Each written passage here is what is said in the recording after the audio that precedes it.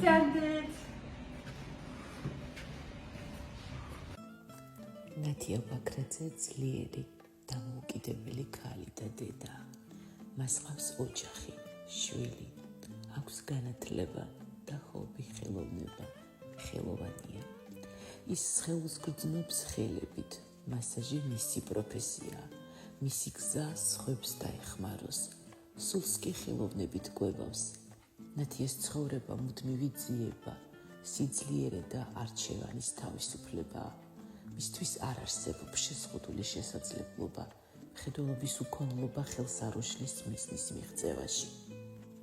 როცა ვკითხეთ, რისი ნახვა სურდა ყველაზე მეტად, პასუხი მარტივი იყო, ჩემი შვილის, რომელიც ვიზუალურად არასდროს მინახავს.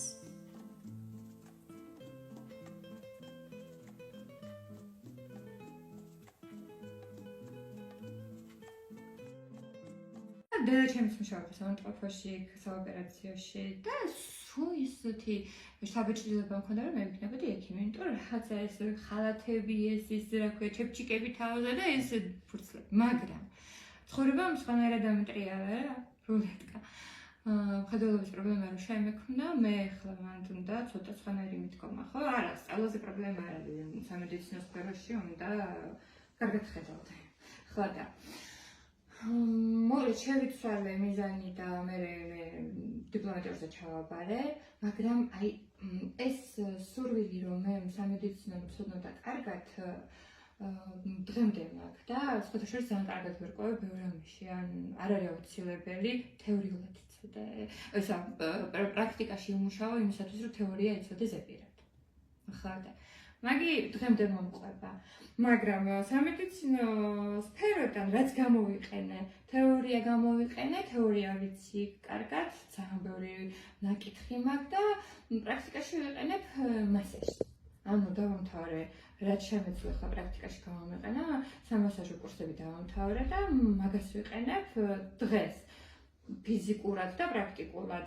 მაგრამ ჩემი ინტერესი კიდე სხვა რაღაცები არის, პოეზია არის, სიმღერა, ბავშვობიდან სულ აი ხო შეიძლება ადამიანი მუშაობდე, მაგრამ შენი ხობი იყოს სხვა რაღაცა რა და არ არის მაგი შენი შემოსავალი ფინანსური, მაგრამ შენ ეგ გაქრა სულში გულში. სხვა გზა არ გაქვს და აკეთებ იმ საქმეს, რომელიც არ კი ბატონო. და შენ შემთხვევაში? არა, მე ჩემ შემთხვევაში ყველაფერი მომწონს. სიამონებას მანიჭებს, უბრალოდ რაღაცით შეიძლება შენ გქონდეს ფინანსური შემოსავალი და რაღაცით პირიქით გასავალი. და დღევანდელ დღეს პრაქტიკაში მასაჟს ვიყენებ, რითიც მე შემოსავალი მაქვს ფინანსური. დანარჩენი ახლა ჩემი ხელოვნება, ეს სიმღერა იქნება, პოეზია იქნება. ეგ ჩემი ინტერესი არის, ჩემი ანუ რა არის თქვენთვის პოეზია და როდის გაჩნდა თქვენს ცხოვრებაში პირველი ლექსი? მე ბავშვობიდან წერ. ანუ ბავშვობიდან წერ, აი ახლა მახსოვს სულ პატარა ვიყავი, ოღონდ ერთადერთი ის მინუსი მქონდა, რასაც წერდი ვაგდები.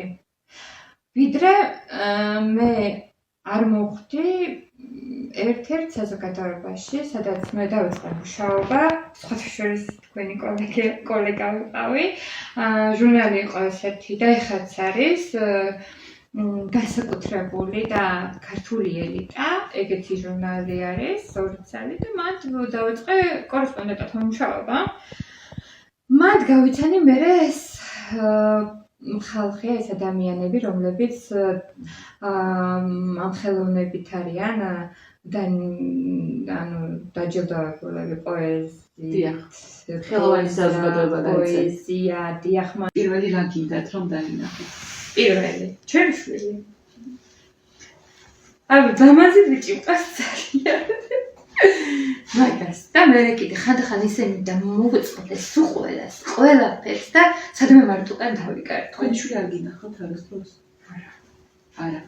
ანუ ვიზუალურად არა. ვიცი ახლა, მაგრამ როგორი? ხო, ვიცი. როგორ ხედავს დედა ასე დროს შვილს? როგორია დედის თვალის განახული? შეგრძნებოდი. როგორ შეიგრძნობ? შეგრძნებოდი. ეს მამა გარდამეცვალა იმ დღესით, როცა მე სანდრო გავაჩინე. იმ ღამით გარდამეცვალა მამა და ძალიან სტრესული მდგომარეობა მქონდა. მაგრამ ჩემმა შვილმა მაგის მერე ძალიან გამაძლიერა. ძალიან დიდი ენერგია მომცა და დღემდე.